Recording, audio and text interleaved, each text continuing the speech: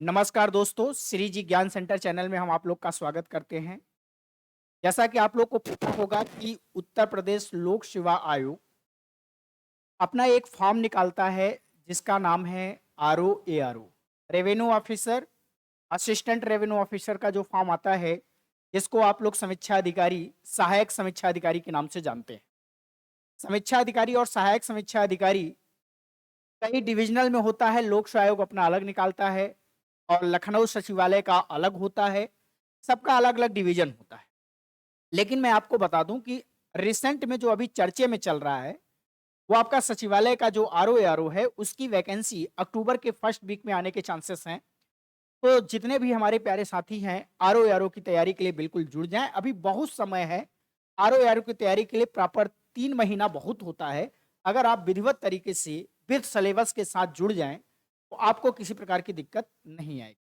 आज मैं आप लोग को आरओ एआरओ के बारे में बताएंगे कि आरओ बनने के लिए हमें क्या चाहिए, एआरओ बनने के लिए हमें क्या चाहिए, कौन सी डिग्री चाहिए, क्या इसकी योग्यता होनी चाहिए, साथ में आरओ के प्री का सिलेबस क्या है, ये आपको मैं डिस्कस करूंगा।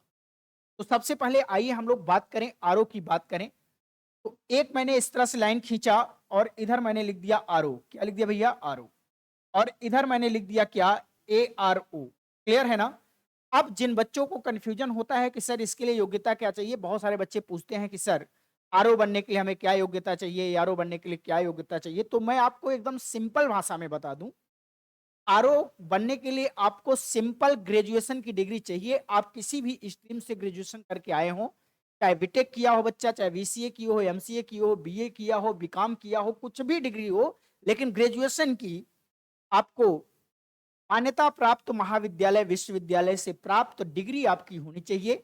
ग्रेजुएशन कंप्लीट किया हुआ बंदा आरओ के लिए एलिजिबल है। उम्र 21 साल जो कि आयोग मान्यता दिया है, तो उम्र 21 साल, साथ साथ ग्रेजुएशन कंप्लीट कर रखा हो, तो वो बंदा आपका आरओ के लिए फॉर्म भर सकता है। किसके लिए? जो बंदा ग्रेजुएशन हो वो आरओ के लिए फॉर्म भरेगा, और जो बंदा ग्रेजुएशन होगा वो भी आरओ के लिए फॉर्म भरेगा। बशर्ते दोनों में अंतर क्या है?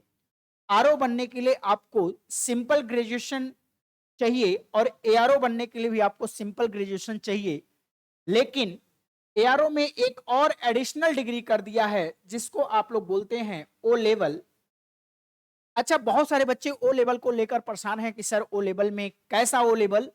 एक तो पार्टिकुलर साल भर की डिग्री होती है कंप्यूटर की, उसे ओ लेवल कहा जाता है। और इसके समकक्ष में अब जितनी भी डिग्रियां हैं सब मान्य हैं। जैसे आईटीबीएससी हो, बीटेक हो, इस तरीके की डिग्रियां अगर आपके पास है तो ओ लेवल में वो मान्यता प्राप्त हैं। वो बंदे सहायक समीक्षा अधिकारी का भी फॉर्म भर सकते हैं। इतनी बात क्लियर हो गई। इसके बाद मैंने कहा कि एज की अगर बात करें तो इसमें एज कितना है? आपको पता है कि इसमें एज कितना है? 21। और साथ साथ इसकी भी अगर एज की बात करें तो सेम आपका 21 है। अब बात आती है कि क्या समीक्षा अधिकारी और सहायक समीक्षा अधिकारी का फॉर्म अलग अलग भरा जाता है? नहीं। समीक्षा अधिकारी का जो फॉर्म आता है वो फॉर्म एक ही भरना पड़ेगा, लेकिन उसमें ऑप्शन आता है टिक करने के लिए। तो क्या ऑप्शन आता है बच्चों टिक करने के लिए? कि इसमें ऑप्शन में आपको ये आ जाता है कि ऑप्शन में ये रहता है कि उसी में आपको टिक करना है कि आपके पास ओ लेवल की डिग्री है। अगर आपको ओ लेवल की डिग्री है या आपको टिक करना है, तो इस बात का ध्यान रहे कि आपको ओ लेवल की डिग्री के साथ साथ आप जो है सहायक समीक्षा अधिकारी के फॉर्म को भर सकते हैं, यानी उसमें टिक कर सकते हैं। अब बात आती है कि सर इनका सिलेबस क्या है? तो आइए अब हम लोग सिलेबस की बात करें। देखिए, सिलेबस की अगर हम लोग बात करें तो ध्यान से देखेंगे। सिलेबस में इधर एक पॉइंट मैंने लिखा जीएस, 2 पेपर होता है, और इधर एक मैंने पॉइंट क्या लिख दिया आप लोग के सामने बताइए? हिंदी लिख दिया। क्लियर है ना? अब मैं आपको इस प्लेटफॉर्म पर, श्री जी ज्ञान सेंटर चैनल के प्लेटफॉर्म पर पूरा बता रहा हूं। बहुत ध्यान से आप लोग देखिएगा और अच्छे से देखने के साथ साथ आप लोग इसको कंप्लीट हालत में जुड़ जाइए। तो देखिए ध्यान से कि जीएस की अगर मैं बात करूं तो इसमें जीएस के जो क्वेश्चन आते हैं बच्चों, वो 140 क्वेश्चन आता है और मार्क्स कितना होता है? 140 नंबर का होता है। क्लियर है ना? नंबर आप क्वेश्चन 140 और मार्क्स कितना हो जाएगा? 140। और अगर मैं हिंदी की बात करूं तो हिंदी में आपके 6 पार्ट आते हैं। कितने पार्ट आते हैं प्यारे बच्चों? 6 पार्ट आते हैं। और प्रत्येक पार्ट जो होगा वो कितने नंबर का होगा? 10 नंबर का होगा। यानी टोटल मिलाकर देखा जाए तो 60 क्वेश्चन होगा। कितने नंबर का होगा? 60 नंबर का होगा। क्या इतनी बात क्लियर है? तो मेरे कहने का मतलब यह है कि आरओ का पेपर अगर आप देने जा रहे हैं तो उसमें आपको 2 पेपर देना है और दोनों पेपर एक ही दिन में होता है। पहला पेपर है आपका जीएस का, जिसमें आपको 140 क्वेश्चन देखने को मिलेंगे और 140 नंबर का आएगा। इसमें संपूर्ण जीएस है भैया, साथ में current affair, history, geography, polity, economics, कृषि, यूपी स्पेशल, साथ साथ पर्यावरण, उसके साथ साथ आपका क्या है? Current affair. ये पूरा अगर पोर्शन दिखा जाए तो पूरा पोर्शन मिलाकर आपको 140 नंबर का 140 क्वेश्चन पूछा जाता है। क्लियर है ना? इसके बाद आप लोग को 2 घंटे का टाइम दिया जाता है। देन आपका दूसरा पेपर होगा हिंदी का, जो कि आपका 6 पार्ट में होगा। जैसे आपका कौन कौन से पार्ट हैं? पर्यायवाची है, विलोम शब्द है, उसके साथ साथ आपका तत्सम तद्भव है, वर्तनी है, उसके साथ एक शब्द अनेक शब्द हो जाएगा, इसके साथ पर्यायवाची, यानी कुल मिला के विशेषण एंड विशेष से है। ये मिलाकर कुल आपके 6 पोर्शन हैं। इन 6 पोर्शन में 10-10 क्वेश्चन एक एक पोर्शन से आते हैं, जिसमें से एक क्वेश्चन आपका 1 नंबर का होगा। तो टोटल 60 क्वेश्चन 60 नंबर का होगा। ये आपको क्लियर करना है। इसको क्लियर करने के बाद ये आपका प्री का सिलेबस था। इसका प्री का सिलेबस जब आपका पूरा कंप्लीट पढ़ेंगे तब जाके आप प्री क्वालिफाई करेंगे। अब देखो ध्यान से, आपका जो 2021 का प्री का जो मेरिट गई है, लगभग 125 से लेकर 130 नंबर तक मेरिट गई है। ये जनरल के लिए है। क्लियर है ना? इसके बाद बीसी की अगर बात करें तो बीसी भी 120 से लेकर 125 के बीच रही है। बहुत ज्यादा डिफरेंस जनरल और ओबीसी में नहीं है। लेकिन लड़कियों का मेरिट अलग जाती है। लड़कियां इसके लिए परेशान ना हो, लड़कियों का मेरिट हमेशा 10-15 नंबर कम होता है, उनका अलग से मेरिट निकाला जाता है। क्लियर है ना?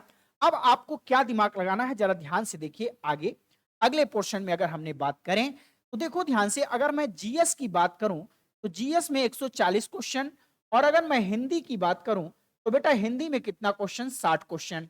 अब मैंने कहा कि जीएस में 140 नंबर में अगर कोई बच्चा 70 या 75 क्वेश्चन सॉल्व कर दिया सही सही, और हिंदी में 55 प्लस तो आपको लाना ही लाना है। 60 में बहुत सारे बच्चे 60 के 60 सॉल्व कर जाते हैं, अब बहुत सारे बच्चे 55 प्लस। तो आप याद रखना कि आपको 55 प्लस तो क्राइटेरिया करना ही करना है, 55 प्लस तो आपको सॉल्व करना ही करना है, इसमें कोई डाउट नहीं है।